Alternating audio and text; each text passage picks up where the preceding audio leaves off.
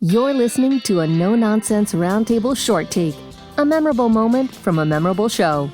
Well, welcome back, everybody. We are in progress of doing our special show about what's happening in April 2025.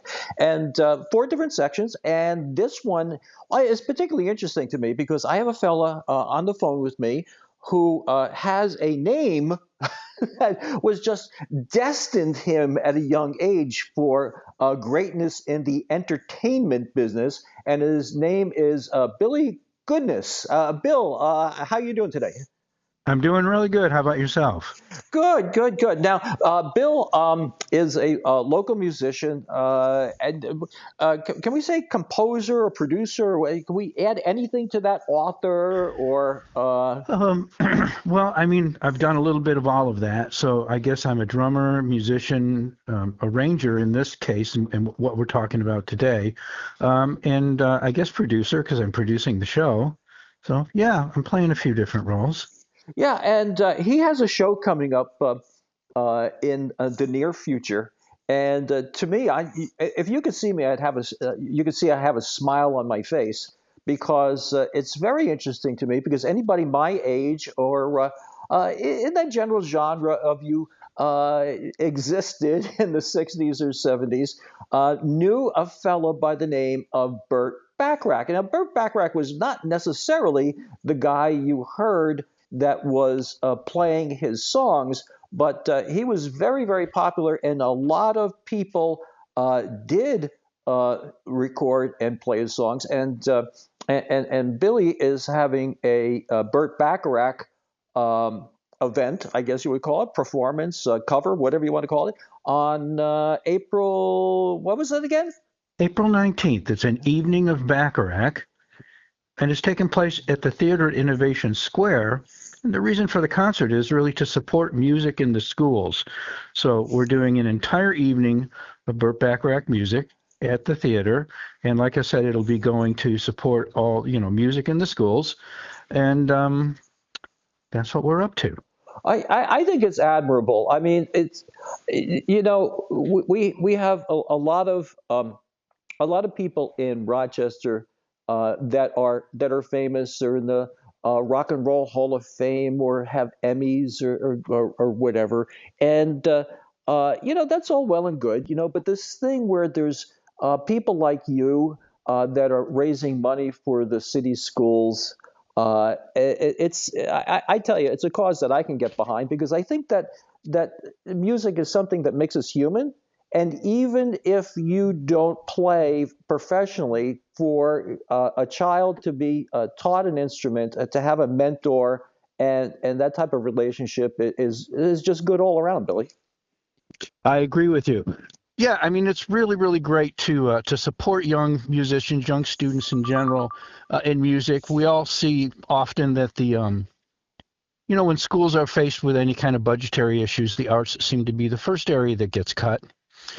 And I think that it's really important to not cut the arts because it really helps students in many, many ways, not only just in general in school. Music is very mathematical, but it's also a great emotional support system because students can feel like they're part of a group. They get that opportunity to kind of gel and create something with other students. And it's just really, really a positive thing for them to be doing. And also, music really can travel with you throughout your entire life. Whether you're going to go on to become a professional or not, we can play music for as long as we want to, and we still get that same joy out of playing music and that same connection of, getting together with our friends and making music or whatever. So to not support that in the schools, I think, is a tragedy. So I'm doing what I can to help with that. Well, I think you're bringing up a good point because I mean, when you look at Life All Told, you can play golf for the rest of your life. You can play tennis for the rest of your life. You can play music for the rest of your life. You're probably not going to be playing football for the rest of your life. Probably not. You're absolutely right. And the other thing is that when you think about it, you can't be on an iPhone and be practicing your clarinet. That's true. That's very true. Yeah, so again, it gives you something else to focus on. It gives students something to do that's positive, and to your point, it maybe takes them out of the whole social media world for a little while they're doing something that that just makes them feel good. Well, and to your point, it puts them in a social media thing where they're in the same room with the people that they're interacting with. I mean, you can't have I guess theoretically you could have an orchestra, a band with people in 15 different places, but that's not really the way it works. So let's do a little retail on the show itself because I'm excited about coming to see it. Now, the Theater at Innovation Square is a wonderful place, great acoustics. It is a nice sort of like amphitheater within a great setting. Let's get a little bit more about how to get a ticket, how much the tickets are, and there you go. Start. Okay, well, so Theater at Innovation Square, people might remember it as the Xerox Auditorium downtown. They've completely redone the building, and you're right, it's one of the best sounding rooms in Rochester. It's one of my absolute favorite rooms to be in.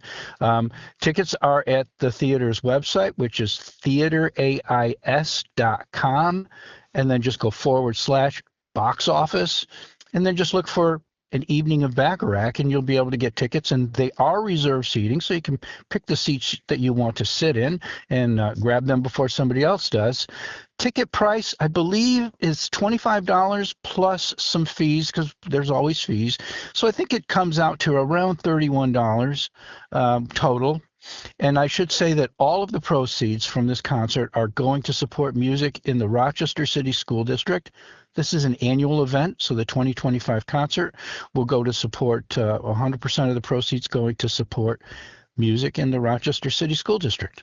Okay, so we got about a minute left. So why don't you kind of name some of the songs that they're going to be listening to or hearing, the Burt Bacharach songs. Go. So some of the songs they're going to hear that they may not know is Burt Bacharach, but they'll know the songs would be things like That's What Friends Are For, What the World Needs Now Is Love, Raindrops Keep Falling on My Head, Do You Know the Way to San Jose, Walk On By, and on and on and on.